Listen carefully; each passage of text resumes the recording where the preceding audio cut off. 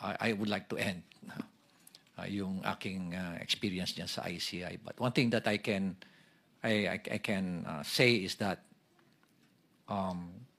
there's no transparency. There's no transparency whatsoever. Nakita namin yan ni Secretary Vince. Tinago lahat. No? And they are just so comfortable doing it. They're not afraid. Imagine,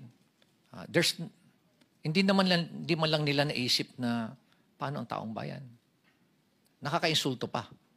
At ito nga, lately nga, sinabi pa na yung involved na congressman dyan, si Saldico, he did not abandon it. It was a sacrifice. My God! Nagdakaw ka ng bayan, kasi sasabihin mo, it was a sacrifice on your part. And it's not an abandonment.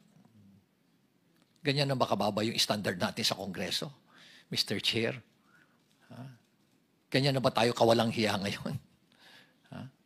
Manhid, di ba? Napaka callousness, hypocrisy. At nakaka-insulto sa mentalidad natin Pilipino.